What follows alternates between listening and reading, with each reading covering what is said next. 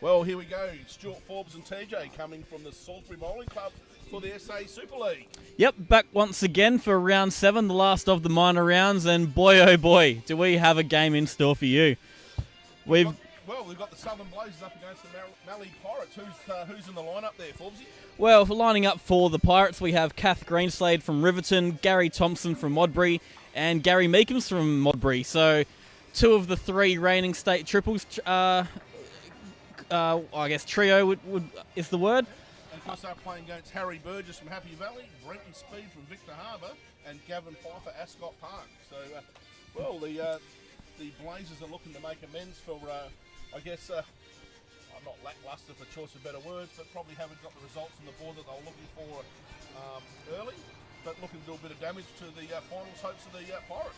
Exactly right. The Pirates need to win every single game of this to have a mathematical chance of making the finals. That would be every game this one. Yes, and I believe results still may even have to go their way, so we've definitely got a bit of a spectacle. Obviously, the Blazers a bit unlucky in a few earlier games and a couple close losses, but there's naturally wooden spoon that they've got to fight their way out of and restore a bit of pride for the end of the season. Well, it's interesting, Chargers, I spoke about on Wednesday, Chargers in 6th position. Results go their way. Raiders are actually over on the other drinks playing against the Comets. The Raiders drop zip. Chargers win all 3. They're in the hunt, and it all depends on the result of this game. Yeah, and as you can see, with the Pirates lineup all across the board, they've gone for the throat. They're trying to get every single rink here. They can smell that they're a chance, and they're going to give it everything they've humanly got.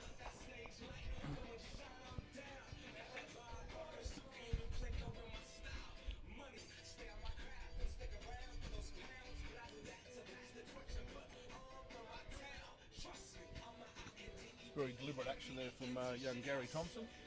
He kind of poses for a portrait whenever he bowls. Like he's got someone doing a bit of a a Picasso on him. And his bowls can be a bit of artwork.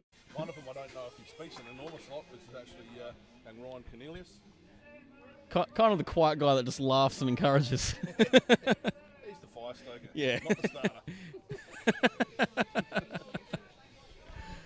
And good evening to Ryan if you are watching. Well, we see 2 great shots there played by Gary Thompson as we rattle off a bit of sledging towards him, but clearly unaffected by any of it. Harry got close. Yeah. Might actually suggest that to Harry the way through. Well done, Harry. 2 close bowls. Tomo suggested he made him jacket out. Tomo's always been a very vocal and active supporter of the junior program, so no surprise that he got behind him then. And probably doesn't take it too very serious bowler, obviously competitive. It doesn't take too much too seriously, which is a good combination when you're playing at that level. Nah, not at all. I know from my clashes with him over the few years in my time at Holdfast and Marion, you're always going to get a good chat out of Tomo in a game, and you're going to get even better bowls, especially if he's on song early.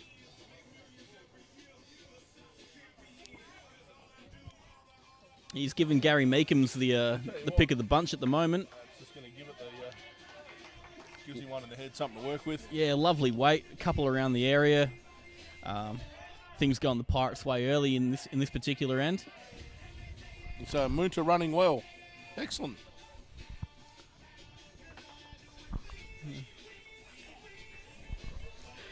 Good evening to Jess Alvaro, who's tuning in.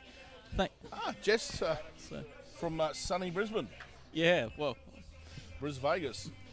Do you reckon Las Vegas nicknamed their own city Lost Brisbane by any chance? Every opportunity to do it. They're more closely related to us in Adelaide, I reckon, just surrounded. And I'll tell you what. Well, lovely bit of renovation. Well, yep. And beautiful result. It's, put money on you to ask him if he actually meant that. Challenge accepted. Challenge accepted. We'll have to wait for the crossover, naturally. It's, Well, look, it was in there, had the weight, had every opportunity to get a result, and he actually got the result. Well, that's exactly right. You play through the head with enough weight. Results do tend to fall your way more often than not. Obviously, naturally, selection can go the opposite way, but you give it a chance, and it's gonna come off in some way, shape, or form for you. So, Harry Bird just looking to open up the account, does really well. That's what you want. Yeah, fantastic young start from the young lad. Well done. So I got over the initial jitters of the jack roll and our encouragement, for lack of a better term. It was all encouragement. The intent was there. Yeah. The delivery was shaky. We're not going to be motivating, professional sports teams in the immediate future, but I think this is it could be a TEDx talk perhaps. Oh, look, we've gone through 7 rounds. We've dodged a bit of legal action. There was actually a congregation behind us only moments ago. It was actually. I wonder, and they all wore black shirts and had Bowls SA logos on them. So it was either a legal team or a church choir, and yeah, I didn't see any hymns going. Didn't hear any. Unless they were pointing at us, going him and him are fired. Yeah, that's the 2 hymns. Yeah.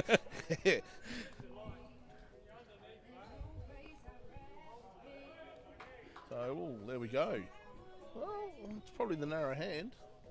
Bit of a call. Looking to take him out clean. Sit for 2. And the back flop in for shot by Ashley Wiley. So actually, every opportunity if she gets under that. Unfortunately, hasn't. But you know what? That's not. Really, I mean, I guess after the previous end and that one, he got one result that he was probably a bit fortunate at, and the other one didn't get the result that he truly deserved.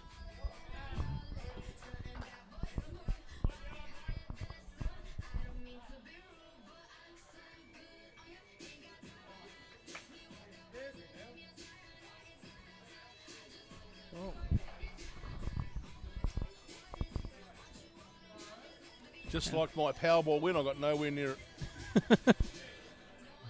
I don't think you played Powerball that strategically. No, not that strategically. That was that ball was intentionally thrown there. That wasn't. It will be their internet black hole, and exactly right. There is a bit of a black hole there with the internet.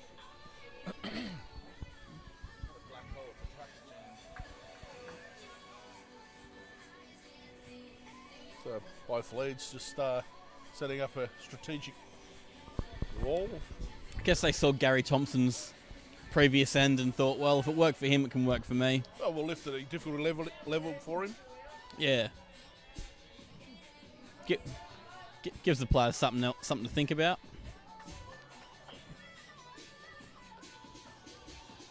Well, Kath Greenslade would probably be a bit disappointed with that.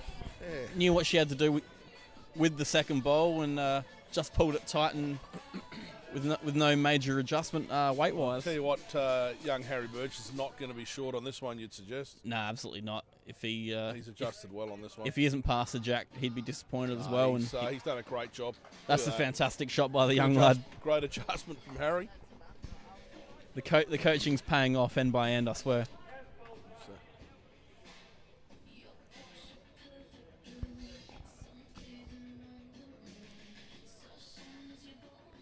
Meanwhile, going across the boards, we currently have Simon Dorr leading the singles 5-1.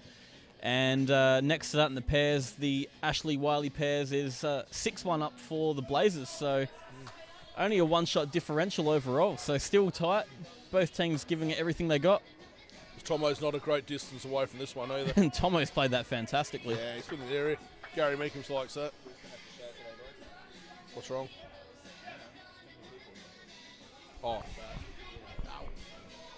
Walking over the ride.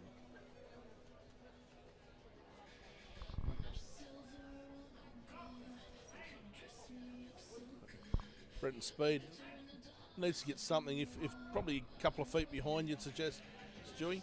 Yeah, speed by name and speed by nature with that ball. Yeah, but that's a good aim. But that finished in a fantastic spot right there. Yeah, looking for it. Yeah. Well, I don't think he'll be playing the yard-on shot here, I don't think. I don't know. Yeah, well, Gary Meekums is still on the bank, so I think Yeah. this one's going to be moving. Something's going to be moving, that's for sure. And he's let that one fly with a beautiful I'll tell you shot. what, but you know what? Sitting back there, Brett Speed's bowl. Yeah. Put your hat back on, Tomo. And as the lighting glares off Gary Thompson's head when he takes his headwear off. Beautiful shot by Gary Speed, and he has to change hands and repeat. Well, you'd want to probably be the difference between the toucher and the ditch, and that not to give yourself a fat target. Yeah, you don't want to give them the chance to rip those two bowls out, make them play the hard shot. Yep. Although he's actually pointed it awfully close to his first. Yeah. And, well, hasn't made a huge target, but they'll both go. The fact remains, yeah, they can both go. Yeah. And there's a reasonable door between Kath Greenslades and Harry Burgess's lead bowls there at the front. So exactly right. So the reality is, people say, well, are they in the way? Well, you know what? If you're actually playing the right weight and on the right line, they're never going to be in the way. Yeah. Gary Meekham's obviously not a huge running shot on him, but does play a tremendously accurate weighted shot. But you know what? You don't have to have a thunderbolt. That three-quarter weighted drive through. Although he is choosing the other hand, so this is actually interesting. He's going to try and outdraw it. Well, this is an interesting tact, I guess. Securing second wood, or securing third wood if you don't actually nail it, is a good idea. Reduce their opportunity to maximise if you happen to spoon both drives, and doesn't quite go their way on this occasion.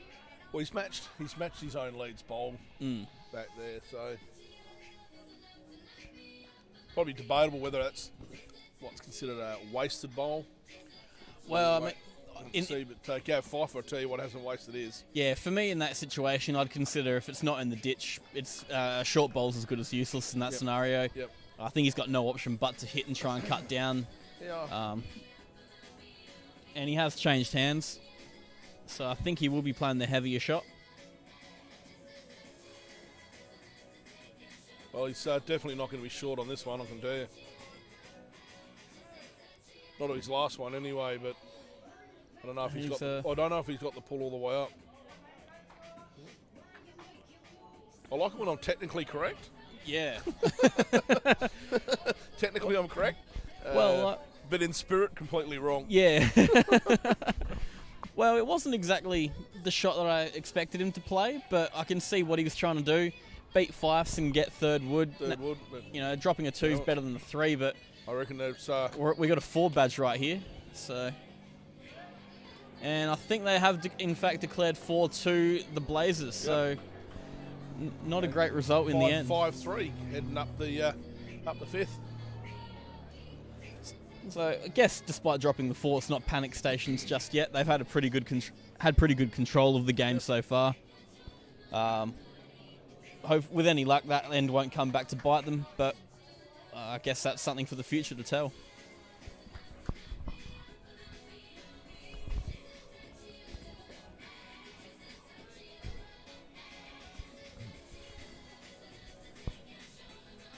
This young Harry Burgess, one of our under-18 state squad members, get a good opportunity to come out here and mix it against our senior players. Exactly right, and I feel the juniors have been not only well represented in this series so far, but they've all performed probably above what the general expectation was. Naturally, they're all good bowlers in their own right, but I think being alongside all these state players, even a couple world champions in the midst of them, it's really helped elevate their game to another level as well.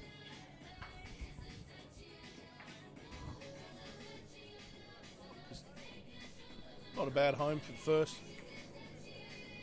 Yeah, good first start there by Kath Greenslade.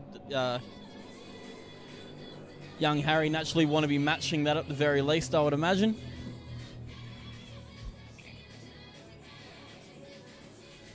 And he does so perfectly. That's a fantastic shot. That was one of the old initiatives that they tried to get into leading in the state squad back in my time, was the leads don't have to be drawing perfect touches. If you're behind, the jack's going to go back there with the caliber that you're up against. So that's more often than not going to be the result at the end.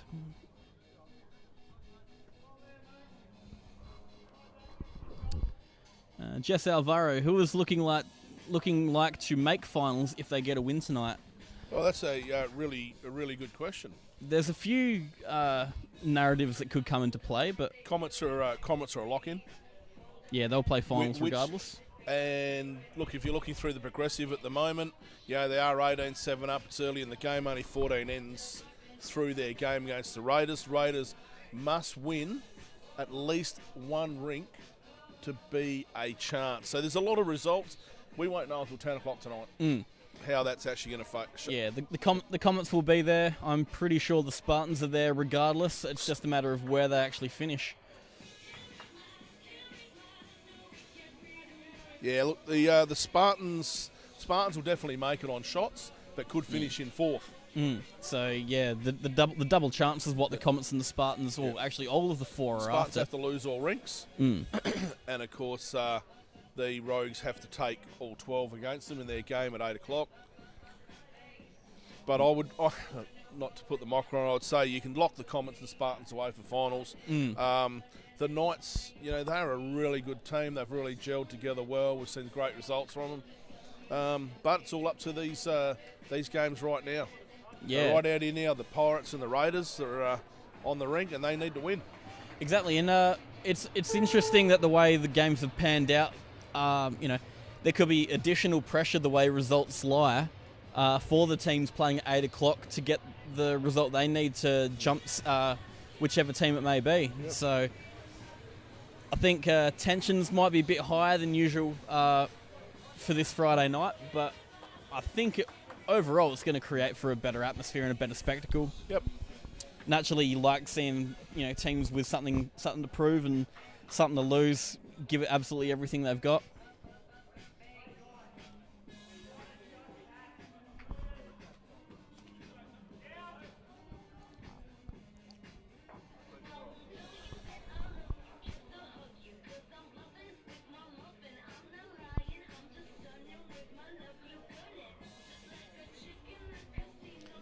Peter Ross, we want Gold Coast to beat the Cats. Well, that's as good a joke as I've ever heard. Because the Southern Blazers didn't get the memo and standing in front of the camera, so you'll have to explain to you. So, we might get that sorted on the next crossover. Yeah, I don't think it's intentional. Nah, that's... Well, you'd hope not anyway. No. Unless they're having a real shocking end, then you can really forgive them for it. Gary Meekham's really... that's a really good ball. That's a great shot there by Gary Meek.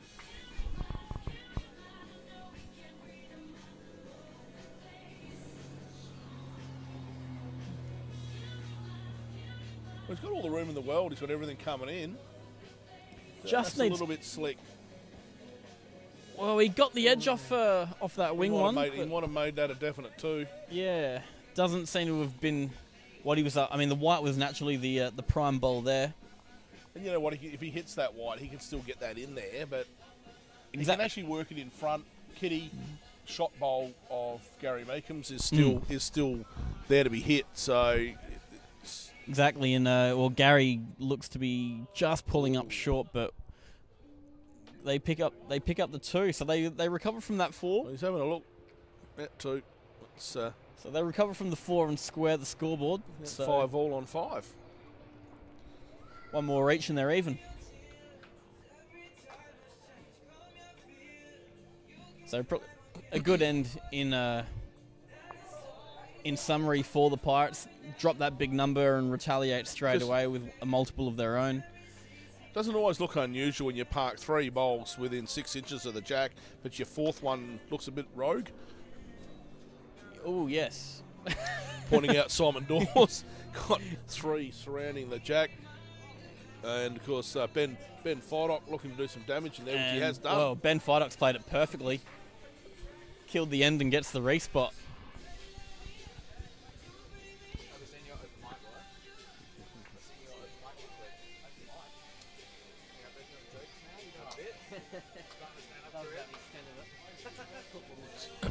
Not a bad start by Kath. Yeah, very nice start. Jack Hyde is slightly wide, but going to be plenty worse than that, you would imagine.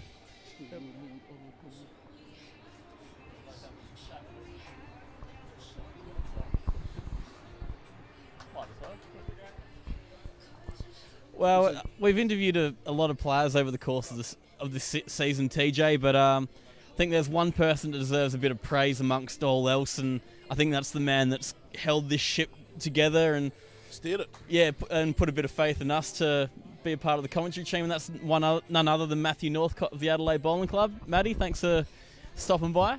Thank you, Shuey and TJ. You guys are the real MVPs of this situation. It's not me. A very Kevin Durant-like answer. The good thing is that he doesn't get to hear the commentary until the day after. From all reports, you boys are doing a stellar job, so we appreciate it, and the whole team of Bowls SA appreciates it. It's good to see it all come to fruition, and we've had some cracking games to watch, haven't we?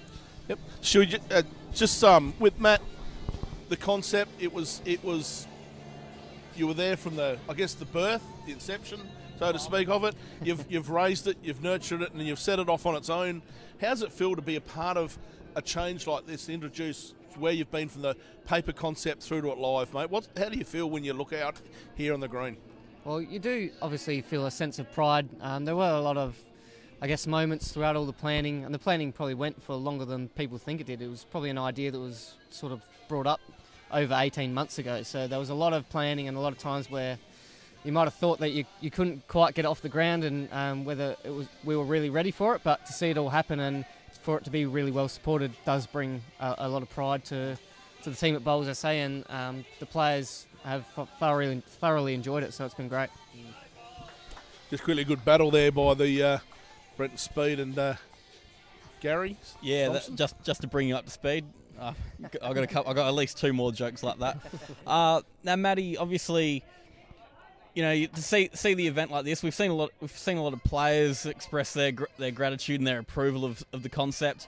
I guess season 2 is probably the natural thing that is on everyone's lips. Is it looking to be a similar concept, or maybe tweak a few things, maybe introduce a couple more changes? Are there more ideas up in the old mind, or are we looking at a pretty complete product right now? Nah, definitely tweaking, Stewie. It's been good for a first run, but we will always strive to improve and do better. So I think we can make a few tweaks. I think the format's been really well received with the different disciplines and the teams and the draft and that concept, but there's a few things match day and structure-wise that we can look to do better. I'm not massively the ideas man myself. I'll let the creative minds come up with the ideas, and then I'll just look to do as they want and create their vision for them, basically, along with Aaron and the other staff. So, great answer. Basically, we will look to improve again, of course. Now, Matt, there's a rumour circulating tonight. We've had some theme nights and so forth, so bail for the farm, put a mat down and so forth. I believe there's a GoFundMe page set up for tonight to fund the decent haircut for Josh Thompson. I was very, very happy to see Josh walk in with that cut. It took some some spotlight off me. Exactly right. I think it's. What is going on with that haircut? I don't think there's a GoFundMe with enough of a financial aid necessary for that. Good on him. He's rocking it with style. He's confident. I'm actually seriously thinking that's a rug on there. I think he just shaved his Persian cat. Oh, no. Now, Matty, probably the question on everyone's lips. Are TJ and I getting recommissioned for next season? Well, if you boys want the job, I think you're $1.05 to be sitting in the chairs. You've done a great job. $2 on Ladbrokes, mate. Better than a week's win. As long as you want it, we appreciate your service. So, of course, we will see. This will not be the last of the Saunders and Forbes combination, and we'll look to build it up again. Beautiful. Fantastic. Matty, thanks very much for your time, mate. No worries, thank you. Thanks to Matt Northcott there of Bowls SA. Fantastic job that not only he and everyone at Bowls SA have done bringing this entire format together. And do you know, that was actually really well done, Stuart. That's actually made it a deal that he won't come near us the rest of the night in fear of us asking any more questions. On the contrary, I think now that we've got it over and done with, he's got the green light. I wonder where they all went. Because at the time when they were all hit, he was actually the missing one. Yeah, they were probably lining up for an interview. Got a bit upset that we didn't get one. And Gary Meekin was Mate, absolutely bowled a bomb. Well, he's almost kicked every bowl in the head in the process. And he's turned the kitty over, and Tomo's bowls holding shot. Of course, Tomo from the Mallee Pirates. Yeah, very exuberant celebration there, but a fantastic shot and really giving Fife something to think about.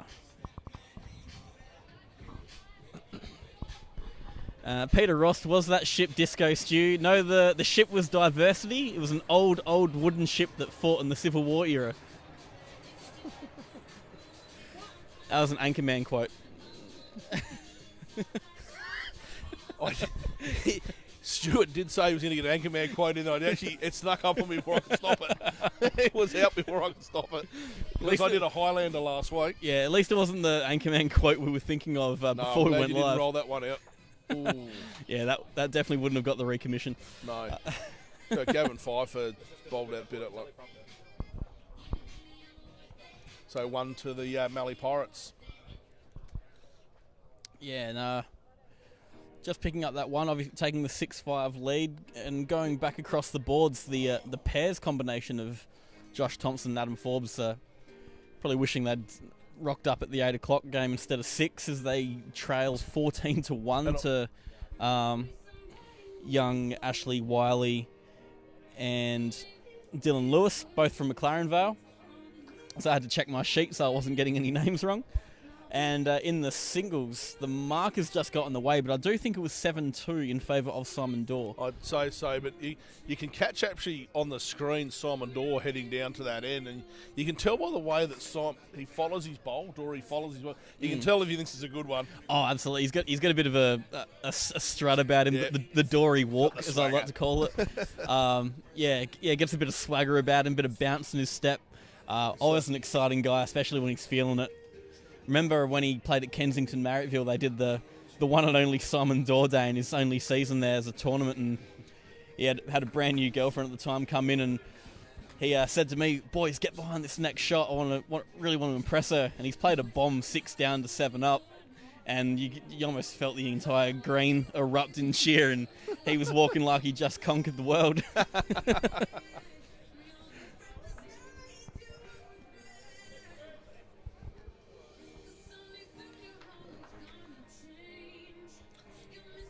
Harry's got a little bit of room to move in there.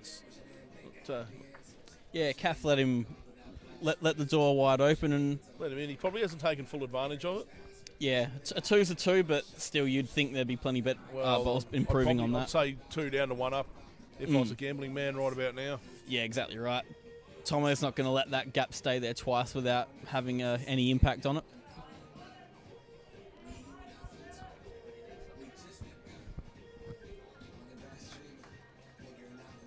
Just like my last girlfriend, it got a bit clingy. I thought it was the one that got away from you. It's definitely. No, it's. I say they're just happily married for well over 20 years. So there you go. Still young and fresh. Absolutely. Tally so far for Disco Stew. Well, I know what the emoji stands for, and all I can say is I'm thirsty. Yeah, you're way off the count. I can guarantee you, if you remove all but one, he's still got his first can in front of him. Funny enough, I am, Peter, thankful that count isn't true because it might not get recommissioned. Yeah, exactly. There was a lot of firsts this home and away season tonight. Yeah, it's been that fantastic. also might have been a first. First commentators punted mid-game. The Clive Waterhouse of bowls, they're calling you. I'm sorry, the Tom Waterhouse, rather. Clive Waterhouse did something completely different. Yeah, played for Fremantle, which is probably worse than gambling. Was after last week's performance.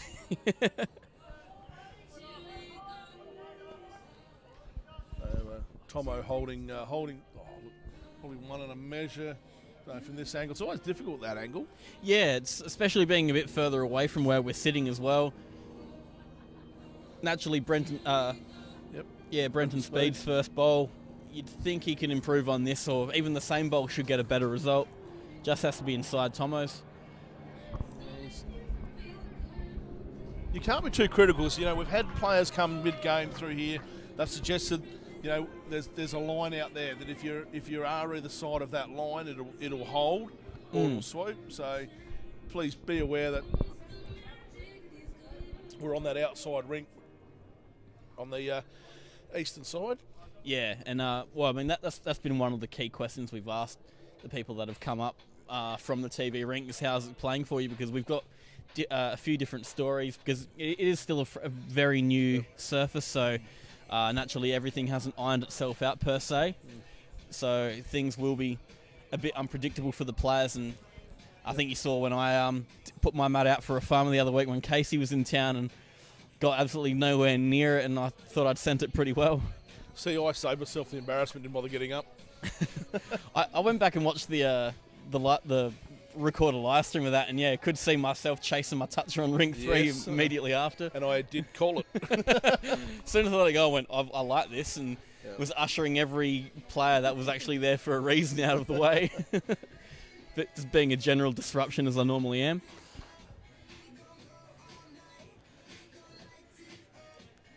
Well, probably a couple of feet short. Had it cleared that. Yeah, it definitely looked like it was going to clear the blue at the least, but so Gary Meekham's obviously looking to add. Finishing short with his first, I think the risk is running into his own bowl now. He's around that. That's how much bites that thing's going to give him. I reckon he. So Gary Thompson suggesting, may have snuck in. Maybe not. So very close. Maybe or maybe not. It's either one of the two. Yeah, exactly right. I'm going to stick with the maybe and leave everything to the imagination of the listeners. Tell you what. Well, I think Josh Thompson's been the Blazers' best player so far. He's been ripping out Adam Forbes, his own teammates' bowls left, right and centre.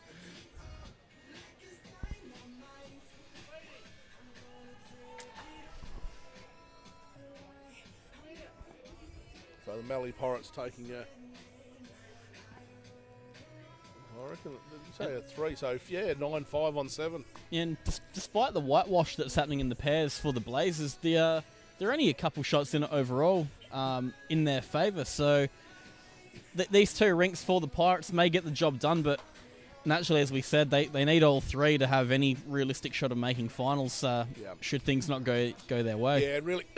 So, the Pirates and the Raiders on the other side both need 3 rinks to really make it a certainty, the finals. Otherwise, they're going to have to wait for the 8 o'clock game, the result on that one.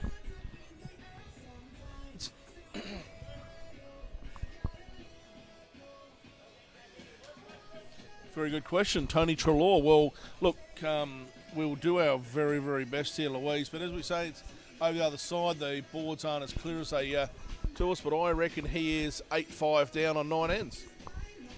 And up against Ashley Halls from the Hyacinth Comets, so not only has he been stellar for in the singles for the Comets, he's actually undefeated on that side of the green. So he did lose a singles game against Jeff Munn here on rink 2. Yeah, and on rink 3 last Sunday to Adrian Green. So on the TV side of things, he hasn't performed, but get him away from the spotlight, and he tends to shine. Well, that's a 3 to Tony Trelaw, so that changes the world. That's an 8-all on 10.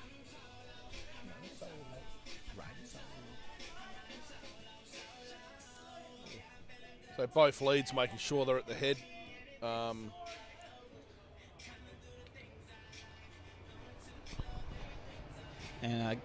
It's actually interesting. If you look at if you had a meter to say who's got the strength of the head, there, you'd probably need to favour the Blazers at the moment. Yeah, exactly right. All those backwoods are going to add up in the end, and when you have guys like Gary Meekums and Tomo who've got such a strong upshot on them, naturally results aren't going to go their way every single time. So if they keep putting them behind and around the mark, the results are going to fall their way eventually. And Damon Edmonds, go Comets. That'd be enough out of you. Yeah, says, I don't know why you're watching us when you got the V8s in front of you at Tail and Ben. Exactly right.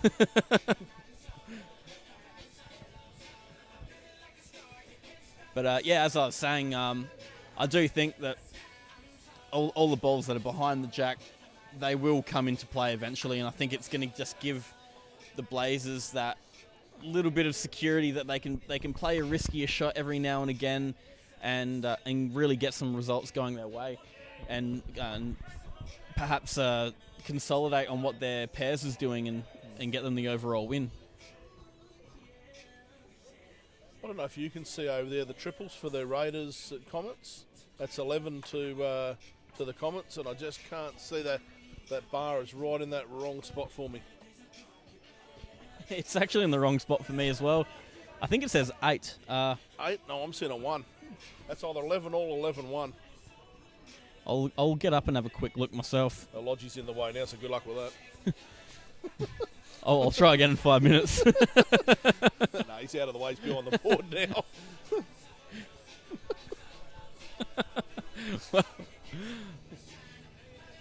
Well, Brenton, Speed, this actually has a lot of promise. That's a fantastic shot there. That's a great bowl. Beautiful shot by Brenton, and couple in the head, only the one down. The Bacchus bowl. Gavin Pfeiffer's going to have a field trip on this, I think. Well, you know what the reality is. You go in there, there's not too much can go wrong. You're only well, yeah, right. You can drop a 2. You can add another one for them if you come through heavy. You hit it right, and you'll actually take. Well, you'll take all the danger out. Yeah, the odds are in their favour. Fortune favours the fearless, as they say. I may have just made that up. Well, patent it quick. It's gone out into the world, mate. Yeah. So yeah, copy. I've heard if you copyright something, you actually have to include the date. So I'll quickly include that. 24th of August. Yeah, 2018. Minus 3 degrees. 6:50 p.m. Australian Central Standard Time.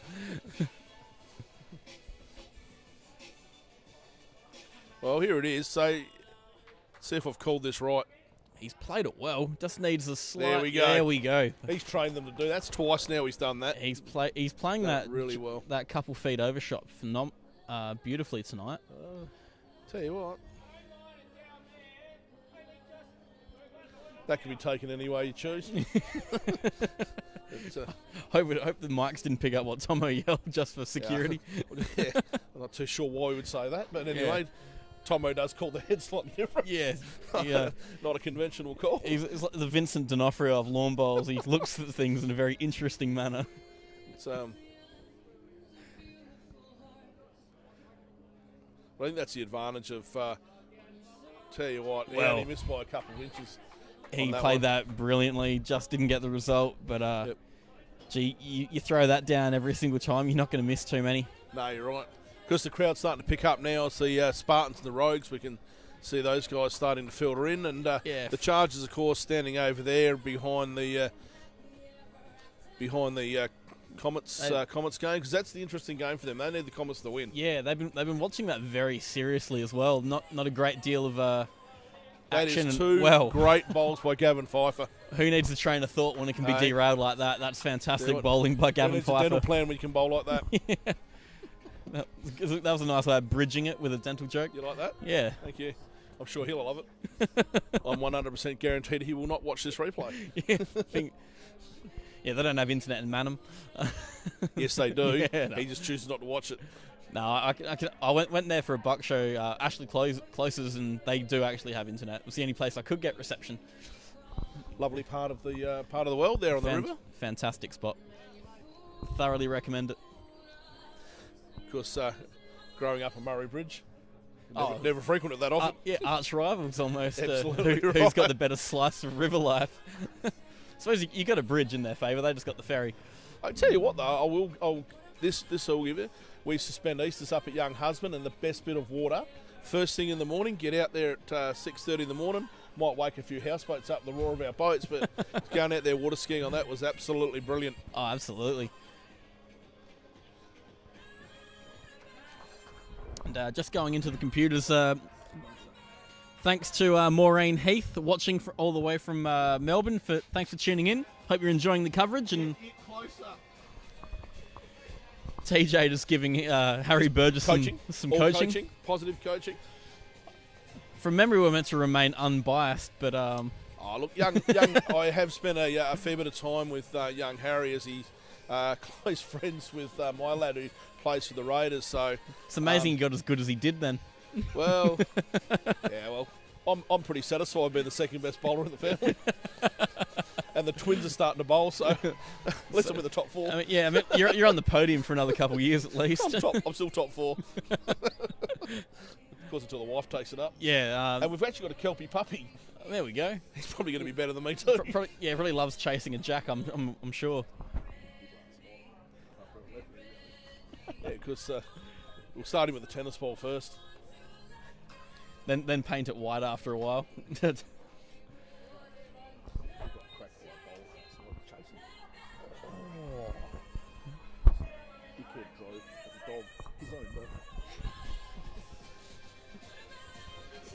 So Brenton Speed, look, the holding one, Harry's a great adjustment. Obviously took my coaching tip. Yeah, paid attention and Very close. And well, naturally gives Brenton Speed a bit of insurance should he he's worked sail inside through. Of this very well. Look at that. That's a beautiful shot by Brenton That is Speed. Very nice, actually. Kath Greenslade's got one out on the on what you'd probably consider the forehand. Backhand's probably still open just inside of Harry. Follow the same lines. Probably what Tomo's going to be looking for. Yeah, I would imagine the best shot is to actually follow that one down and rest it. Well, you're 2 down, even if you do hit Harry Burgess's bowl.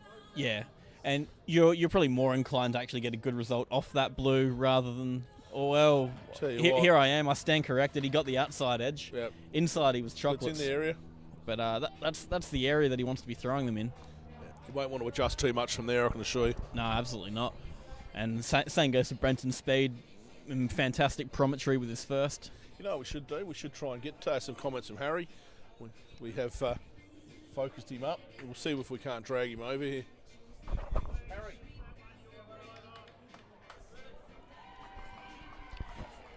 Well, we've managed to lure him, so that's lured good. him over. So it only took the promise of some. And he almost stacked it over the West End sign, but we're joining Harry. How are you enjoying tonight, mate? Yeah, it's pretty good. Yeah, you're gonna have to talk up, mate. It's a long way out into the world. Okay, yeah, it's pretty good. So, mate, we talk about the opportunity for the juniors to mix it up with some of the senior state players, mate. How do you feel being out there amongst some of the state's best bowlers? Yeah, it's pretty good. Good experience. Being able to learn from other people around, like a lot of experience out there, for sure. So, what are some of your goals? This is your second game. What are some of your goals for the Super League? You're looking forward to the next series? Yeah, it'd be good to get picked again next year, have a bit more fun and learn a bit more as well. Is there anyone in the Super League that you would have loved to have been matched up against? Anyone in the under-18 or even one of the senior state guys that you would have gone, gee, it'd be great to have a game against them head on? There's a few, but could be good to play against Josh or someone like that. One of the Josh Studham? Yeah, like one of the Yep. older under-18s would be good. Well, I mean, considering the last 12 months he's had, that's as good a choice as any, especially with what he's accomplished. So him and Ash are going pretty good at the moment. So yeah, and you reckon you'll be able to break his record of the youngest state singles champion? Nah, I doubt it, but give it a go give anyway. It a go at least, yeah. You've got to try. Yeah. Give it a shot. Records are made for breaking. Yeah, exactly. Right, mate, we better let you go because I reckon that head down there is getting precariously in favour of you by about 4 shots, I'd suggest. And I reckon your teammate needs someone that can read ahead. So off you go. So that was Harry Burgess from the Happy Valley Bowling Club. Oh, I'll tell you what, he's cleared 2 out. And well, that was a fantastic effort by Gary Meekins in the process. So thanks to Harry Burgess for joining us over here. Man, a few words. Yeah, we probably got more than I actually anticipated him, especially after his quiet demeanour to start. It's good to get the younger guys and girls out of their shell, and you can definitely sense a lot of passion in their bowls and their love for the game, and I think that's only a great indicator for what they could do in the future. Yeah, you're dead right. Look, I guess it's Dawn is a good opportunity for them to see how they'll go, because obviously they're half full glasses. Hey, love to mix it, see how I go against them. Half empty, whether you feel that you're up to that level, but there's no way of knowing until you're up there and up against them. Absolutely right. I mean, I look back to my younger days in the under-18s and under-25s, and he used to relish the opportunity to play against guys like Wayne Rudiger, Scott Thalborn, Jeff Ayworth, those kinds of guys who are just so accomplished and so well-rounded in their games. And you go, I might not beat you, but I'm going to throw everything I can at you. And, you learn so much just off seeing those guys bowl and what they do differently to what you can. So, So Gary Meekums is calling for the power play. We'll just call that out because I think there's a little bit of confusion. Kath Greenslade said, hey, we're going for our power play now. So 11-9, the score now on 9 ends, halfway through it. Real close. Overall board 33 to the Southern Blazers, 26 Mallee Pirates. Yeah, so that pair score, which at the current stage is 19-2 for the Blazers, really coming back to haunt the Pirates. You have a look at that head that he's measuring over there. Every one of those bowls is within 4 feet, from one end to the other. Oh, yeah, it's as tight as an old pair of jeans.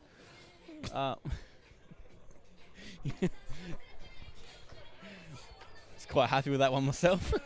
Oh, you got me stunned. First calls he now me. It was only a matter of time. Law of averages.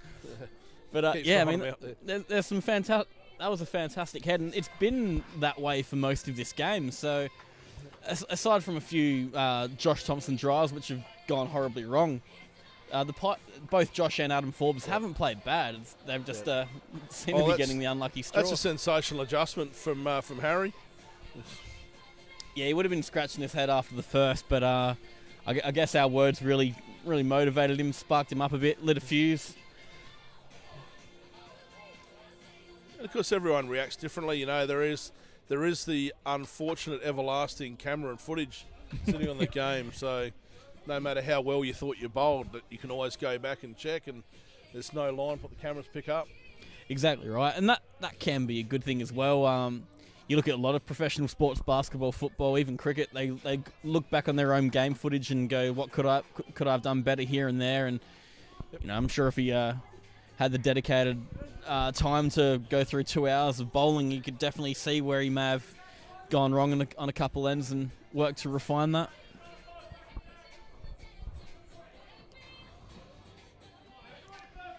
And hello to Helene Mayer from the Highlands in Scotland. Well, we've got something in common. I'm Scottish. It's about cold here. I dare say if there were Scottish people here, they'd be getting sunburnt from the heat. It's been a fantastic day at the moment. My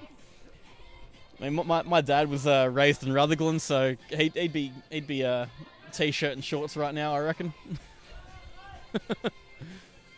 Yep. I'll just do my zip up a little bit more.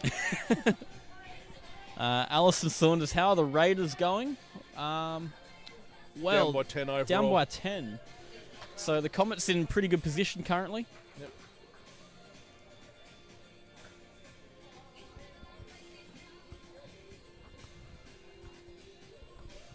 Well, he doesn't really need to put one behind. He needs to be in there with this one. He's played it with a bit of intent. However, pulling it tight again, so that's not going to help his cause. Offered a lot and gave us nothing. Yeah. Hang on a sec.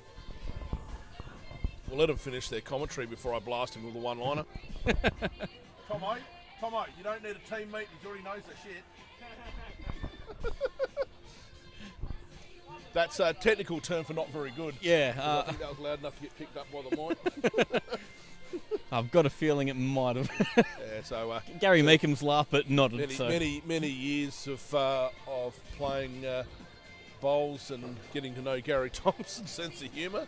It's a very dry one. I can assure you, he would not be offended by anything that Stuart or I could or say to him. No, I don't think there's anything we could say, even if we tried, that could offend him. Tell you what, we might give it a whirl.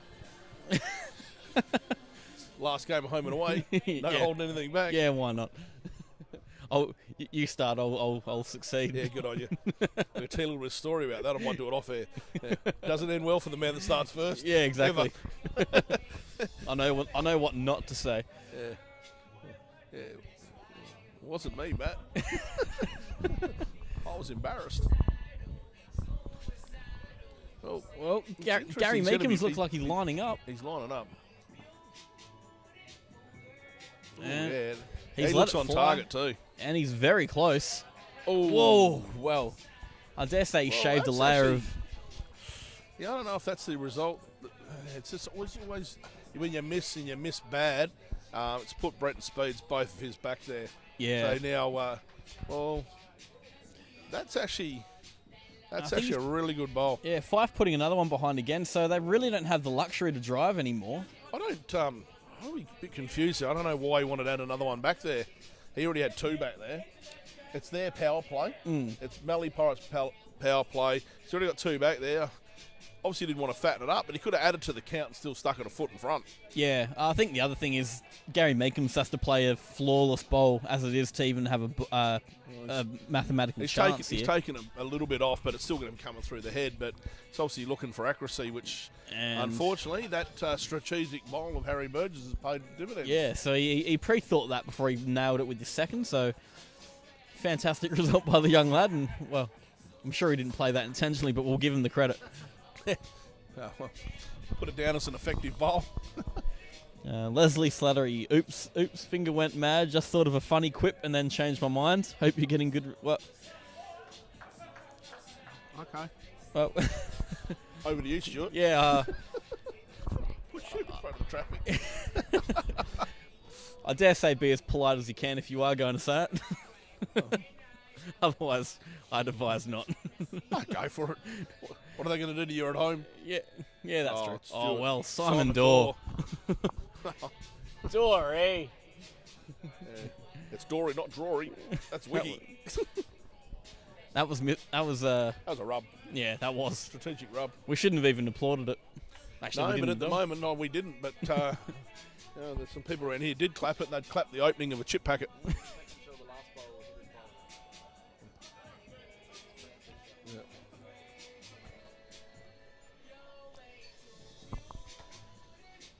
I'll tell you what, Cass taking advantage of the space. Yeah, still falling a bit short herself, but still holding one. Any pressures can actually prove useful in the end. I'm sure she'd be a bit disappointed in that as well. It's actually interesting. Luke Pettersmore up there doing all the boards. Always helping. He's a proverbial maths wizard, so only right that they put him in charge of the masterboard for this game. Although he's got it. Oh no, he's got it wrong. I don't have the heart to tell him. Good adjustment by Kath. Yeah, great shot there by Kath Greenslade.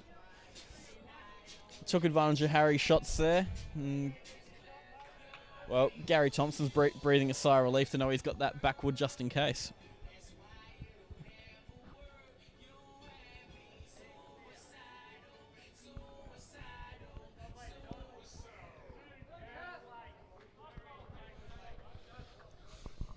Got a bit of room to play with here, so Scott Bennier, Gavin Pfeiffer, brutishly handsome athlete.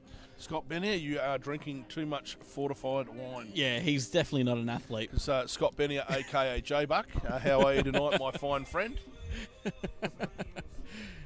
Hope old Scotty's doing well. Well, Scott Bennier actually played in the same footy league as Dwayne Edwards and myself. So Dwayne and I were teammates out at Wainaka Bloody with Kim and Tyson goodness. many moons ago. Gee, that's a forward line you don't want to go up against. Tyson, Kim, Dwayne Edwards, and myself hiding in a pocket. That's the only way you can hide me, in a pocket.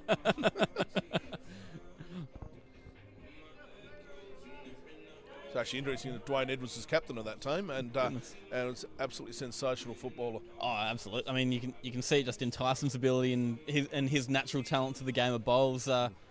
The only famous footballer I've played against was Shannon Hearn from the West Coast Eagles. He was a year above me in high school, so got to play up against him, and he was always physically bigger than everyone else on the field, and he still is in the AFL.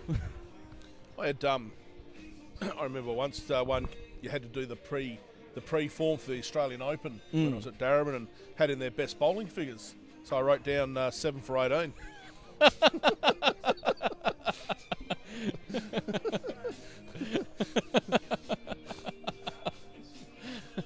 That should have been enough to get you qualified, I reckon. I I was already in, but they wanted to have bio on there because for our first game we met Matty Ayres and Matty Elal, the couple of WA, because that was the year after Matty Ayres was the runner-up in the singles. And Matty Elal, of course, great campaign. I think he's playing for the Melbourne Bowling Club now. I dare say if you take that innings into a bowl's perspective, 7 in 18 ends is not a great result. It's only convenient given we play 18 ends in the Super League.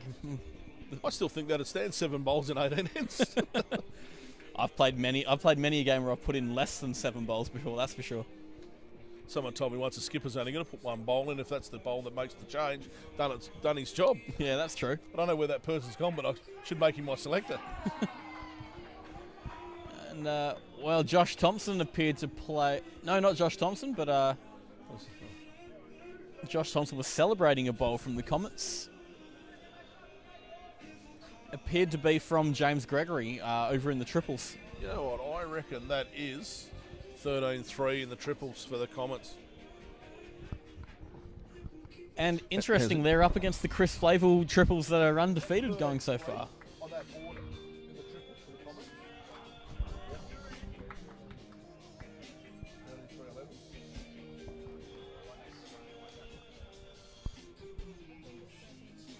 Yep. Just trying to get some scores from the Raiders and Comets. So we go across there. The singles. Yeah, so 16-14 in the singles in favour of the Raiders. 11-8 in favour of the Raiders in the pairs with Ben Salty Harris skipping the Comets.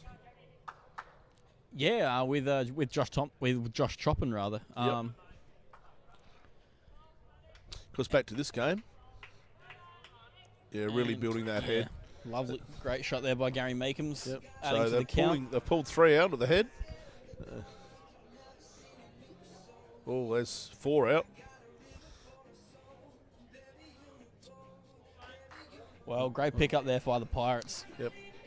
Brings that back to 12-13 on 11. So the Pirates still they're keeping within this. Naturally, I mean their pairs are still 15 shots down, but to be keeping in touch with that kind of deficit, that's a great result for the other 2 rinks. Yep. Going back to that the Comets Raiders game, we were saying it was 16-3 for James Gregory and co. They're up against the Chris Flavel triples of Dwayne Edwards, Laney McGorman and Chris Flavel, who are undefeated in this triples campaign so far. If that's Laney McGorman's shoe, I'll buy you tea for an eternity. I apologise. She has been a pivotal part of that team. She has been, but that's Michael Lodge. Oh, that's why they're losing. They haven't got Laney. Well, that's exactly right, but there's not much similarity between the two. So Laney, I'm sure we're watching this at home, and of course Stuart sends out his deepest apologies. I mean, I didn't look at the team sheets. You didn't obviously look at the team over there either. Of course not. Logger's over there, mate. I'm going purely on muscle memory. And that memory is faded. I sincerely apologise. I'm going to call him Laney from now on. And then point at you. I don't think I'm ready for the repercussions.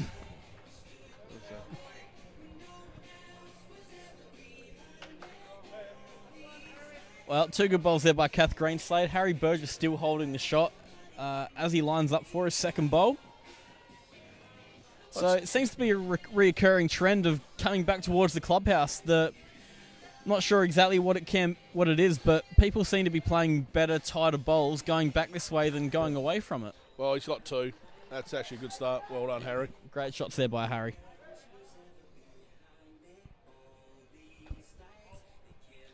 Is it my imagination, or do we just yell Jack when it's like 2 feet from it? There's no possible way of missing.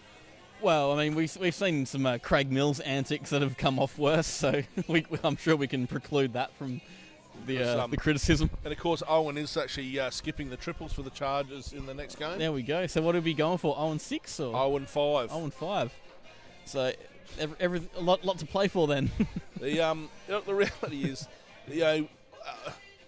on a serious note, talking with Deanna Amos after last week's loss to the Spartans, had some thoughts and some commentary around the power play. Yep. Whether or not there's some validity around that power play and whether it should be in the game. Deanna felt that the power play cost them the overall on that particular game that Mitch Percy and the Raiders, and they played against the Raiders 42-41, if my memory serves me correct on that score. But what I said to Deanna was, if we take all of your shots from the power plays up against theirs, then we've got a discussion point. You can't just go on one particular power play. But there was one power play in the Chargers comments, so James Gregory versus Craig Mills, where James Gregory scored a 10. Exactly right. And I think the total result of James Gregory's power play is 14 shots. Jeepers. 14 shots, 29 to 12, I think the score was overall. And 10 shots of those were power plays. And one of them, he played a picture-perfect bowl against almost unseeable odds and plucked it out of thin air. My maths is a bit rough. But 29-12, take the power play out, it's still 22-12. Yeah, and the Comets still get up overall. Still get up overall. So interestingly enough, talking to Sam Dietrich from the Western Rogues, and I was saying, asking where they think the season's gone wrong, and he said, I think overall we've won 2 power plays over the course of the season and lost every single one of our opponents. Yep. So, naturally, there's a case to be made for the Comets.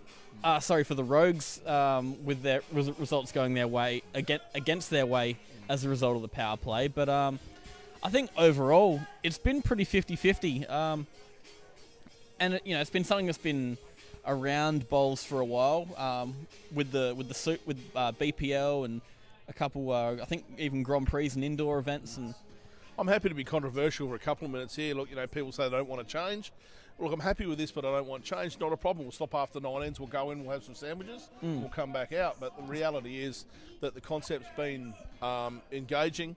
The players have loved it. Look, it had to get introduced the time of the year it did to launch it. Exactly.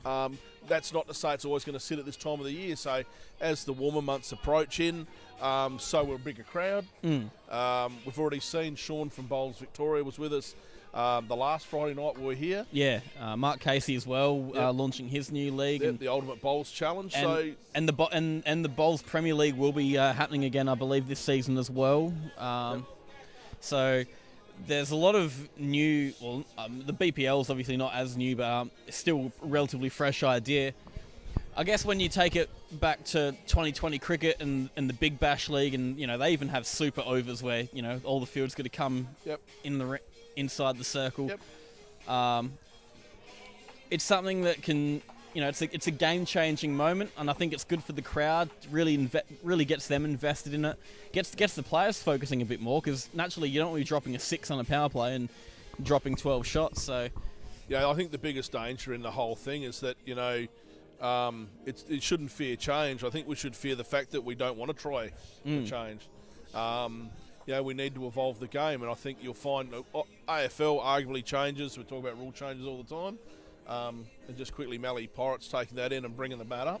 So, yeah, exactly. I think the AFL, they've changed rules around. They're trying things differently. Cricket's done the same thing. They've brought in DRS, trying to make the decisions. Argument whether the umpiring is as strong as it used to be back 20, 30 years ago. The games are changing. Hey, look at basketball. They brought a 3-point rule in many, many moons ago. They're even looking at a 4-point line at the halfway line in the NBA. So, which would only mean Steph Curry can hit them, but all the same, it's think change is necessary, or we'll just get bored of the same old thing year after year. It's not. I think part of the conversation needs to be around. It's not what excites us. It's actually how does it engage those that don't play the game, that are looking at the game to try and join. What does it represent to them? A lot of people, particularly around that younger age group, younger families, what time do they have? So how does this then fit into their lifestyle? Exactly. So, the discussion has been that I've had on a couple of occasions with individuals around that management of bowls go, well, does someone around the age of 30 to 40 want to go out at 12 o'clock, finish around 5 o'clock afternoon, similar hours to cricket, maybe a little bit shorter, or do they want to go out 2 hours, bang, play, it's done, they're still engaged in the game, they're still getting the value from it? Yeah, you can still go home, you can still go out that night.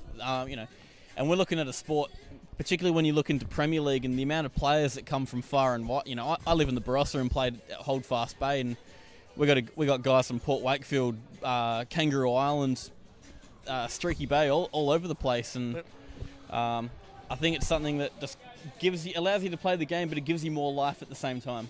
Exactly right. Look, we're joined here by Luke Pedersen. Luke, I actually called you into the game there before, mate. You were so active up there, mate. I thought you were about to go and lay down a bowl. Yeah, that's why I need a hamburger now, I reckon, just before I start. Worked up an appetite. Luke, I spoke with Kane Cools during the week in the midweek show, and look, this round 7's really turned into a cracker for probably 6 out of the 8 teams. The other 2 looking to do some damage, but you guys are right in the hunt. Yeah, it should be a very exciting game at 8 o'clock. They brought out their big guns tonight, I think, to play against us. So it's going to be interesting to see how we perform on the night, because if we win, we go higher up the ladder and get a double chance. Yeah, well, double chances on offer for the win, and of course we've got people like the Chargers. They mathematically can make it. Looking at the scores over there at the moment, probably unlikely if the scores stay how they are. But this score here is really pivotal too for the Pirates. I was just actually talking to Johnny Morris, the coach of the Pirates there. He's getting a bit nervous on the Comets game. He keeps having a look over because he's relying on the Comets to win for him to get through. So and of course that score at the moment's 38-32. They've just grabbed another 3. So it's inching closer and closer as the game goes on.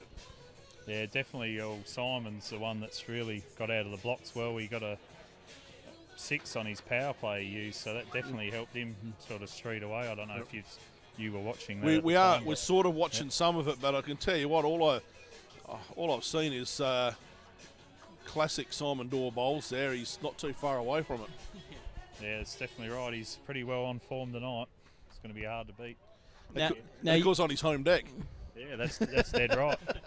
Now you've been working the numbers pretty ferociously tonight. Do you reckon you'll be replacing Rachel Riley on Countdown anytime soon? I don't think there'll be any chance of that happening. It had to be asked. There were fan questions galore. We did make commentary about the speed and the gusts that you were going through and changing those numbers, mate. I've never seen anyone back there work those numbers like you. It's good to show a bit of emotion when you're doing something, isn't it? Like, gives the crowd something to look at, and hopefully I've kept the crowd entertained by keeping the board pretty well going, ticking over. You've definitely kept them guessing, and I don't know if that's a good thing. Well, we'll let you get back to the numbers, we'll and let you go and get something to eat for tea. Yeah, and something to eat, and best of luck in the 8 o'clock game. No worries, thank you. Thanks, Luke. That was Luke Pedersen of the Northern Knights, and we won't be featuring them on the featured live stream game tonight against the Central Chargers, but that doesn't mean they're going to be any less worthy of reporting on. So we've got Amanda Hill. Could Hilly have an overall score for the Pirates? He could, but we don't want to give it at the moment. It is close over there. Actually, it's 40-37 in favour of the Pirates, but I can tell you, it's all on the back of one bowler at the moment, which is Simon Dorr, who's 23-3 up after 16 ends. And yeah, with only 2 ends to play, it's really up to that pairs duo of Josh Thompson and Adam Forbes to really, maybe not crack double digits, but just slow the flow of Ash Wiley and Dylan Lewis. I can tell you what though, I commented on the Wednesday game that the biggest blowout games happened to, in my opinion, and looking at the scores, happened to be in pairs. Oh, absolutely. I mean, we have a shining example here. Naturally, Simon Dorr's doing enough in the singles to counteract that, but the singles games, I think minus maybe 2 total, have been awfully close, and Pfeiffer looking for a result here. Well, he's got a result, which is good. I think he's got shot. He plucked one. Gary Meekham's bowl sitting there precariously in the front. And Gary Thompson still putting out the one. Well, just for those at home that are watching this, that Gary Thompson will need a hand to get up. He is down on his knees, looking a bit arthritic. Get around the players. Mate, you're going to need to help him get up, mate. He's on his knees, mate. Wind him up. And naturally, Amanda Hill asking about the overall score, but Also watching from Berry, enjoying dinner with bowls from Essendon, Euston and Swan Hill for the Murray Cup happening in the Riverland tomorrow. Lovely. Well, So a lovely little tournament. So if anyone's in the Riverland and looking for some bowls to watch tomorrow, head on down to the Riverland. Barbara Green, is that Gary Thomas the comedian? I would suggest so. Well, not sure if comedian's the term you want to use. Perhaps jester. Starts with C.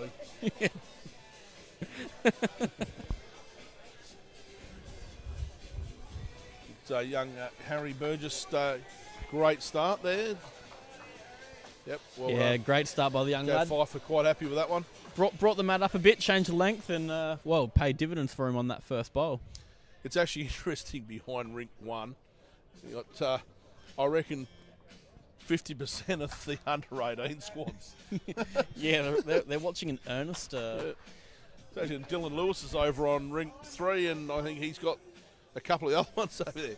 Yeah. They do swarm together. Yeah, exactly right. I do see Kate Argent Bowden there for the Western Rogues watching, and I was almost going to say they're swarming around like velociraptors.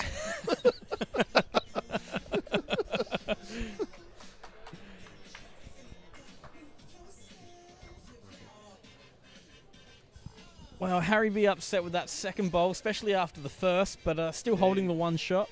The interesting thing, with your second bowl, you really need to be through, even if you hit your own. Yeah, exactly. You've You're not got going to hurt it. Yeah, look, you've given your team a good start, and it doesn't even hurt that the jacks 6 or 7 metres from the tee cover the tee. Exactly right. I mean, you look what Kath Greenslade did, through by at least a metre with her first bowl, but then corrected and was still through to match Harry's shot bowl with the second. So naturally the Blazers in a better suited position, naturally with a lot of bowls to come still. He used the bowl to pull himself up. Yeah, gesture is a better word. Yet again, lots of words starting with the letter J. Yeah. Here it is. He's still clowning around on the mat. Yeah. He's only Gary Meekham's suggesting, how about you concentrate on bowling? The day Tomo does that, I think it's going to drop a few degrees elsewhere in the world.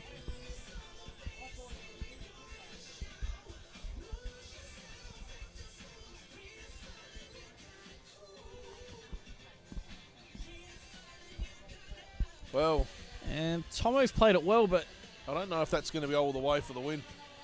well, it's running and running. Oh, but I think he's just, don't- yeah, as Gary Meekham suggests, you're a few inches short. and standing at roughly 5'8", it's couldn't have picked a truer word.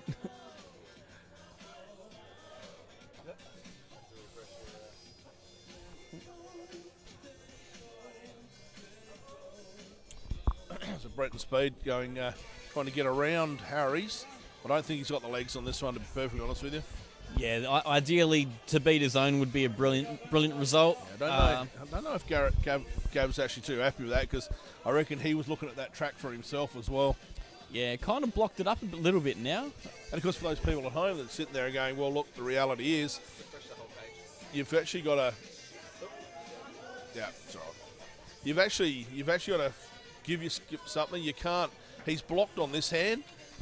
In regards, there's only one bowl he can play here, and that's the perfect bowl. Yeah, exactly right. He's limited on possibilities and can only really do so much now. And well, it's going to take picture perfect touch to get the result here. And naturally, with all these bowls in the way, Gary Thompson's coming up. The Pirates actually have all the momentum and chances. If he plays with weight through there, well, he can't follow through with it. That's physically impossible. So he's looking to draw on a Bretton Speed's bowl to add 2, and yeah, he is. He's coming around that way. Yeah, you can't hit that forward bowl of Gary Thompson's. As you said, it's only 4 or 5 inches in it. Yeah, absolutely right. That is the danger bowl. Any touch of that, and yeah, things are only going to go from bad to worse for the Blazers. But and there you go. We built it up. We called it. We built it, and hey, I should have had money on that. we built that house out of bricks. I reckon that was fantastic. Hey.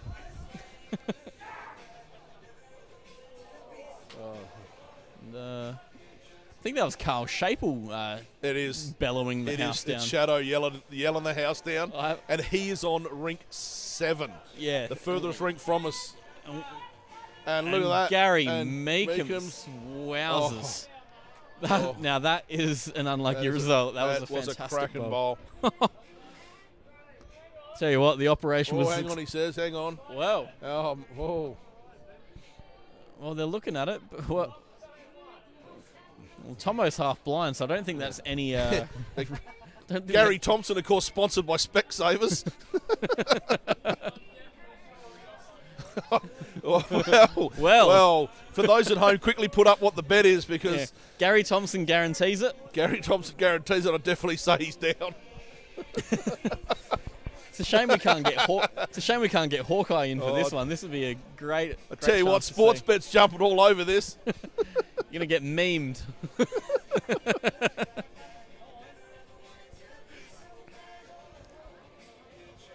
I think Gavin Pfeiffer's got half a mind to leave it just so we can prove Tomo wrong. Yeah, I don't think he does. Yeah, I don't think we're ever going to find. Oh, actually, we might because that's held. Yeah, I can see that from here. That's actually held. Yeah, that's. Do it again, Gary.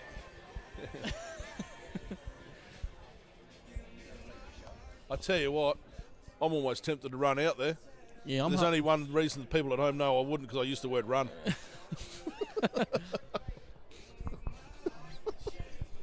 I got half a mind to launch the table myself and have a quick look. Tell you what, just push. And with everyone in the way as well, they're not giving the camera any chance. Nah, look, you know. Well, he's tell you close what. again. Wow. Oh, wow, well, boy, oh boy. Well. Oh, it's two down. For all those at home, Gary Thompson it said was we're definitely it up. was never ever shot. Oh yeah, no. He didn't touch it with He his didn't second. touch the jack. He didn't touch it, mate. The video will show it. Well, that was a truly unfortunate first bowl by Gary Meekham's. The second one. So That's for just all one- those just one bowlers pear-shaped. in Div 2 Metropolitan League, know not to trust a single thing coming out of Gary's mouth on the green. Especially when you come across Brighton over the course of the season. Yeah, just avoid those sly calls. Or if he is claiming up, there's a good chance that you are in fact up instead. Of course, look, strategically, why not say that we definitely got shot? It changes Gavin Pfeiffer's mindset. Yeah. Brett and Speed didn't correct him on it.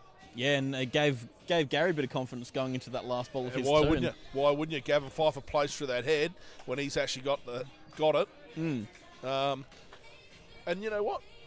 That you do get that on Saturdays. Oh yeah, I've called many a wrong shot, and Definitely. I'll don't take pride in doing it, but I've even called say 5 when I think it's probably closer to 4, and they agree, and we claim the 5. And if they don't have the presence of mind to correct you, well, that's just more for them. Look, I think that the common thing is there, though, if opposition, you got it, and they go, yeah, 4 there, and you go, okay, I'll take that. Yeah. Move. Because the reality is that's why you have those really expensive measures that cost about $50. And Just prove out of you- interest, you can pick them up for $8 from your local hardware store and build a house with it. Take Yeah. to it. Not the ones we use. And they're 7 meters longer. So, yeah. Every time, when you measure my bowls, that measure, you're going to go to the umpire's box for mine. I mean, I only play number 2 these days, so they're usually driven out by the time the measure comes out. So it's good to know where I finished.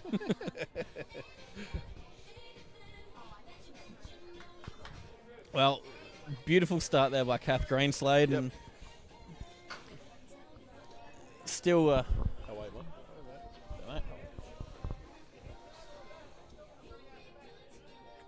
If you're thinking it, good luck with it. I've never been able to. That's why he stepped back. You knew what we did to Matt Northcott. Yeah, it's all right. What's the phrase? Once bitten, twice shy.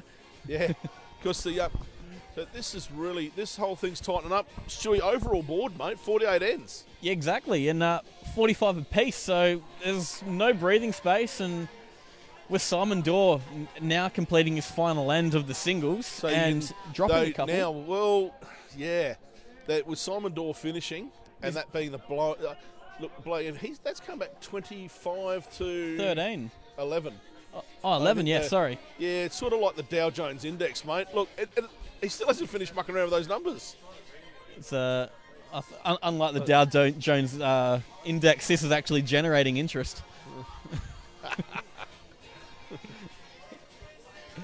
He still hasn't finished mucking around with the scores. So get Luke Peterson back on the scoreboard immediately. We need Luke back. No, there's We've got Luke Nussel at the end controversy of the here. rink going, you know what, I want nothing to do with that. He's had his hamburger. He is content. He does not want to move. And why would you? He's done more than his fair share tonight. I don't think, I just see numbers flicking around, 53-45 now. Yeah. I am lost. Yes, well, I guess now with Simon Dorr completing the singles and being the shining light for the Pirates, it's pressure time for the Pirates because that pairs is still going, still on the last end, but there's still numbers they could potentially drop, and that's only going to make the going even tougher for this triples team. Well, you know, this is we saw the Raiders up against the Spartans that came down to the triples out there by himself, and it's about to happen again in this match for the Blazers. And there's not enough air to separate them at the present time, being 15 to 14. So, but you know, the interesting thing, Blazers, you know, they have one solitary win. They've looked close on quite a few occasions. There've been some really good games across this series, but the Pirates actually looked the goods midway through. And you know what? Claimed a couple big scalps in the middle of the campaign. Still in contention. Exactly right. They're not gone, but their work's cut out for them now, and it is now. It's really about how, I mean, the pairs last end, they need to try and fix something up real quick, and you know, 2, 3, even a 4 if there's a chance. Gav Fife, obviously representing Ascot Park from Penance, also Gary Meekins, Modbury, are not really. They've played big bowls. You know, they're accustomed to those pressure. So this is actually going to be really good to finish off the last 3 ends. Exactly right. And you look at Tomo and Gary Meekham's state triples champions this past season, and they even won it on the last bowl of the game by ripping Bear Jack against a country trio from the Barossa Riverland. So they know what pressure bowls is about. Yep. If they've got that opportunity to take the win, you can almost guarantee they're going to get close. He's chased it, but geez, I tell you what, he's actually. Oh, no, he's still got it open. That ball fell the other way. It's probably going to be a little bit troublesome for him. Yeah, probably needed a fairer glide to really get some kind of result. 15 minutes remaining in this game. The Blazers have taken the lead over the Pirates. Which is coming down to the wire in that one. Which is good news for the Chargers. And the 15-minute warning, which means Steve Grant won't be finishing his game. Who's making his debut for the Eastern Raiders. 15 minutes left in these games. Yeah, he's still out there. Yeah. They're only on 12 They're only on ends. 12 ends. Oh, no. Well, oh, no. I mean, if you had to put money on Steve Grant not finishing the game, that's $1 right there, I think. Oh, it's 50 cents. You'd have to pay for the bet on. That's probably not good. When I was talking to Scott Hocking about where he thought the Raiders were going to place their team, he said Steve Grant will be the singles because that's the only one he's got a chance of finishing. Is this going to be the... I don't know. A bit hard to see all games, but has there been a game timed out so far? Not to my knowledge, no. So I think this will be the first. And, well, of course, the coach of the Raiders is the responsible one. Oh, no. I'll tell you what, he's bowled a bomb over there at the moment, so... You can tell that because no one was cheering. I think they're all riding the comments. I mean, I guess it's like William Shatner taking 27 years to release his second album. You can't rush genius. All right. 55-45 to the Southern Blazers over the Pirates. Of course, 25-11 after 18 in favour of Simon Dorr. So Simon having a really good win there over Ben Fiddock. And, well, this is... The mountain's only growing now for the Pirates as they have 3 ends to pick up 15 shots. It's possible. It's mathematically possible. Pirates have got the power play in action, mate. They're up there. I can see it right behind Brenton Speed's head there. And because Kath Greenslade really starting off well there. And a great start there by Kath Greenslade. You'd think a minimum of 4 for the power play to have any sort of realistic chance of getting this overall win now. I'm going 4 on this end. Yeah, I'm gonna think 4. I think it falls. I think it's reasonable, realistic. We haven't seen one. And Harry Burgess made a surefire improvement of his. Oh, well, the weight was there, but he just couldn't get around it. He's left it to Brenton Speed. So, of course, they've got a bit of Frozen music going in the background. Is that Frozen music? it could I be. should know that with young twins. Is it Moana? There you go. Moana. It all blends into one when you got one eye open on a Saturday morning. One's Disney, one's Pixar. I don't really know the I'm difference. getting mugged by a 4-month-old puppy and 10-year-old twins. Still want to know what you do letting a young girl run around on a boat in the middle of the Pacific Ocean, but that's not mine. Same as, you know. Helen MacArthur did it solo around the world at, 17 years old, was it? Isn't there someone else going solo? Oh, there might be. Going solo. I've forgotten the name of that singer. I'd divulge in for that one. I thought you'd know the name of that singer straight away. I'm going to say Jason Derulo. Yep. Not 100% sure, though. Dora the Explorer, there's another irresponsible parenting.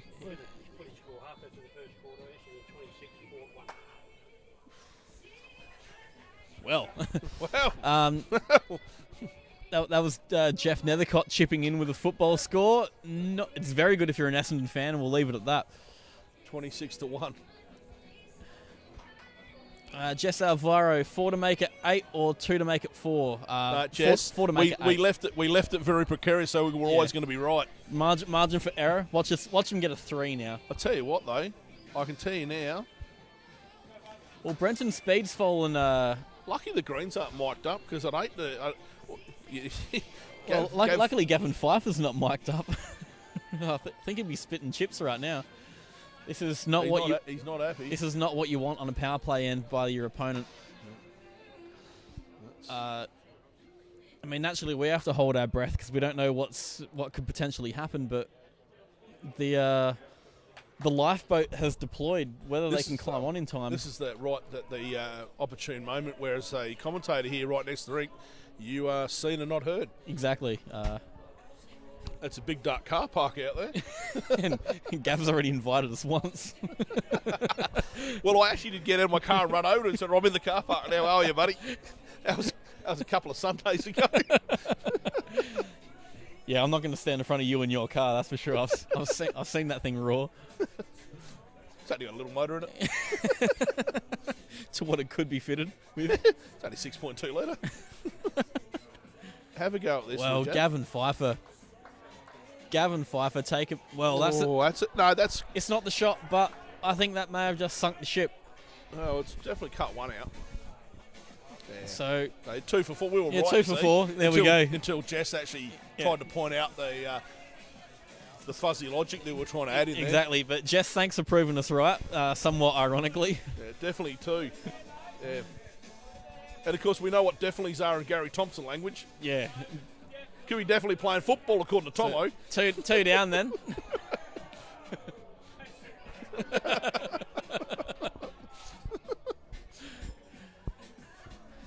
And Jane Parkinson, Catherine Greenslade, that you looking so teeny tiny?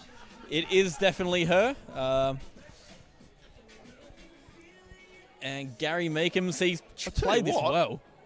He's interesting. Definitely 2 now. But you know what? Oh, Gary celebrating. No, that's actually, you know what? If I was Gavin Pfeiffer, I'd be salivating that. Yeah. You come through, hit your own bowl, all 3 of them go out. Exactly right.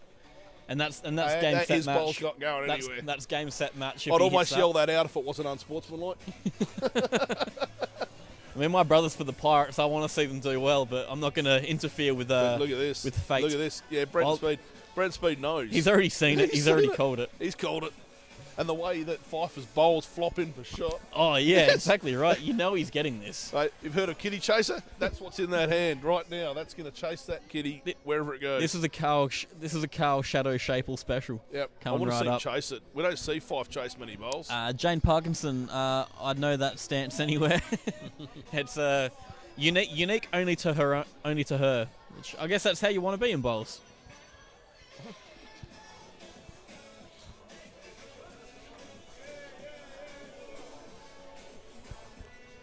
Well, all is in readiness.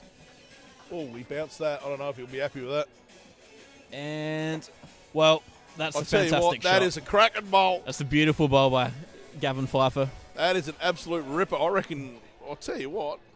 He's picked up Gary Meekham's bowl. I think he's going to bowl it Meekham's going to himself. try and drag that. Let Tomo. Tomo's just conceded it. Put your hat back on. We can see your head. Well, funnily enough, Kath Greenside, of course, pitching in to do the world of bowls a favour.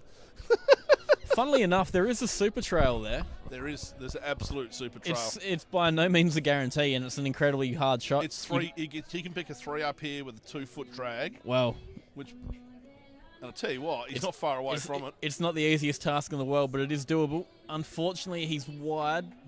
He's but added in. That's 2 for 4. He's just drawn it 2 for 4. Is it 2 for 4? We'll wait and see. Or is it 1 for 2? 2 for 4. There we go. So thanks to Jess Alvaro for proving us. 2 for 4.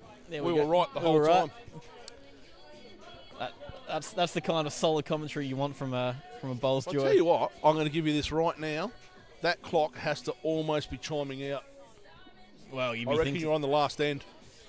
Because if I have a look at my iPhone, well, yeah. I think that we're on the. That's it.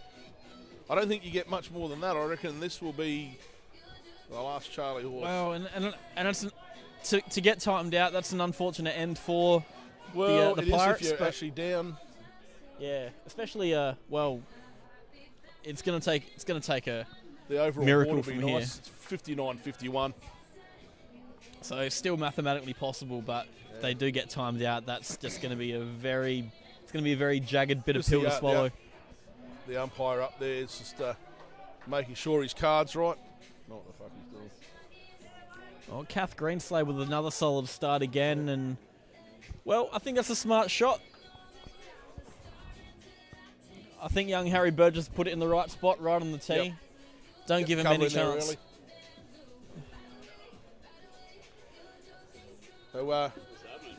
So yet again, the second time this series, we're joined by Simon Dorr. Simon, we were catching that game, mate. You'd have to be pretty happy with your game today. Yeah, no, absolutely, mate. Played my first bowl a lot better tonight, which I was pretty happy about. Put him under the pump. I've heard Eminem and Beyonce are making a song named after you. It's called "Walk on Water." Pretty happy with that effort. Apart from the last end, but Run us through the last end. I wasn't, and it would have been nice to finish off with that last one. I had a good shot with the last bowl, and that hand was playing tight, and I just didn't want to play it wide, and I played weight, and it just didn't quite hold on as much as what it could have. But it's the way it goes. That's bowls. For those that actually are accustomed to watching Simon Dorr on the singles, I pointed out you have a particular walk that you have down the green when and we don't even have to look at the head to know that one was real close. You walk with a bit of bounce. No, when they call it Barocca. You got that BB bounce. I was in the rhythm tonight, and when you get into that rhythm, it feels good, and that's why I love playing the game. It's like is to find it early and I love it. I was going to say, Simon Dorr's fascinated by the computer screen that drives all the cameras and the graphics. he's like a budgie fixated to the lights. It's like, what's going on there? You're seeing all everyone going. You're seeing all the cogs and pipes in action right now. Oh yeah. No, it's been it could have gone either way tonight. I was pretty excited coming down because I picked up the keys to my new house at we got the keys at 1:30. And I finished work at 3:15, just sped out of the place. I had a car packed full of luggage and went straight to the house that we just bought. And I was so excited. And I told the wife, I said, the game tonight could either go one way or the other. And thankfully, it went the right way. Well, not for Ben, but not for Ben. But So you're saying put enough pressure on you and you turn to diamonds. I guess that's why Michael Cole was the original stage name of Michael mate. Diamond. I'm stoked, eh? Like I can't wait to get into it tonight and tomorrow and Sunday. So like very excited, man. good, mate, good. So obviously something to look forward. I don't know if look, moving to new home's got a great deal of excitement. So I don't know all that work. I'm back. Mate, after the last year and a half, like living literally on top of each other with 3 kids, it's pretty hard work. So. That's probably how you got the 3 kids, mate.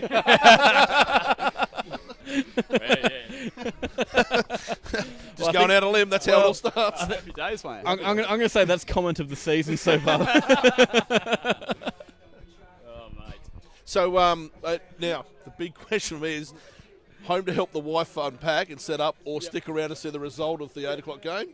I'd be shot if I didn't go now. So I've only got 5 minutes. We don't want to be saying valet anytime soon to you, so you best be off and All right, mate. Well, happy wife, happy life. Dory, thanks very much for joining us, mate. And look, well done on your win. Look, you got your team off to the cracking start that they needed. So really, they'll go out there and hopefully Gary can get across the line. Yeah, mate. That's all. Yeah.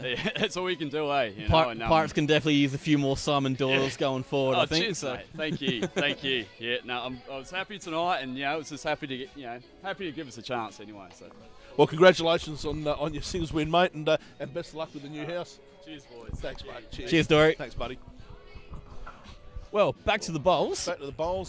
Something that we've been accustomed for saying this season. Yeah, what's happening here? It's ruining this conversation's been ruined by a game of bowls. Yeah, exactly. I see a couple white ones. I'm assuming Brenton Speed's holding, but I would assume that he is. well, I think I could park my car in between the gaps. So I've seen you drive, mate. That's not happening. actually, I did a perfect reverse parallel park yesterday. Couldn't believe it myself. It was a Coles at 5 o'clock in the morning. It counts. I'll take him where I can get him. Oh, I hear he still likes it for one. Sue Coultis, how much time left? We were given a 15-minute warning. I do believe they might give us this one last end. Matt Northcott's on the other side of the green. One to the Blazers, and that will about seal it up, I'd say. Yeah, mathematically impossible now for the Pirates. So the Blazers get their second win from the season and couldn't happen at better timing. That actually puts them above the Chargers and above the Rogues. So- We did actually say that it was mathematically possible for about 3 teams to get the wooden spoon, Well, that would be something, actually. which is why it's vital for the Rogues to win. They've got something to play for. That's They time, don't- players. That's time. Please finish the end that you're on. Well, Isn't it amazing how it was timed just as that kitty was delivered down? yeah, this is the last official end, or not just of the game, but with the timeout as well. So it couldn't have happened at a better opportunity. Now, being a Friday night and we're full of being jovial and so forth, it'd be almost funny to yell out to the Spartans that they forfeit their game for being on the green prior while another game's in action. Well, Sort of like an Olympic relay swimming, jumping into the pool before the race is finished. yeah, exactly. I think that happened in Sydney 2000 with our relay team. Yeah. So don't want to Was crucify. it Sydney or was it 04? Oh, it could have been 04. I reckon it wasn't Sydney. I reckon it might have been 04. But yeah, I'm probably wrong on that too. I'll leave that to the officials. Could have even been Beijing. Could have been somewhere. Might have Wasn't been, here at Salisbury, I'll tell you that, because Yeah. you wouldn't hop in the swimming pool at the moment.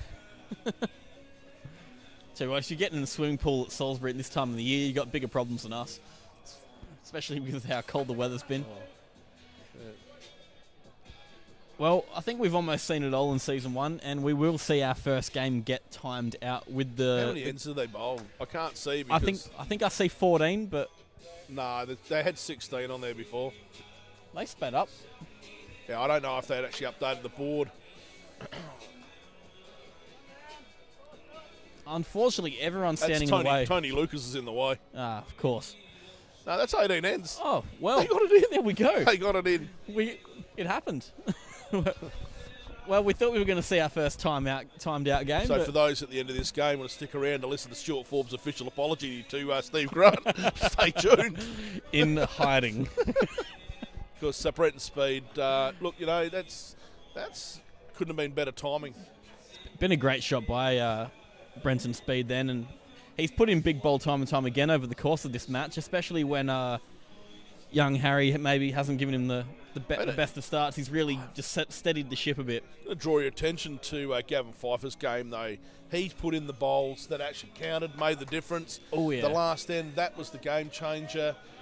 He was sold a little bit short. Yep. Got on the mat, he played the bowl he needed to. He might have dropped the 2 for a 4 on the power play, but I reckon he was 3 for 6. Oh, absolutely. He's played a fantastic game, Gavin Pfeiffer, and in one of the early I think it was the pairs game that I commentated of his earlier in the game in the season with Steph Clark, and he was the instrumental factor in that as well. And that's good. He's only got 3 pills to come. I've only got 1 bowl back. And there's 8 bowls width between the 2 shots. Yep. So all they can do now is draw. Yep.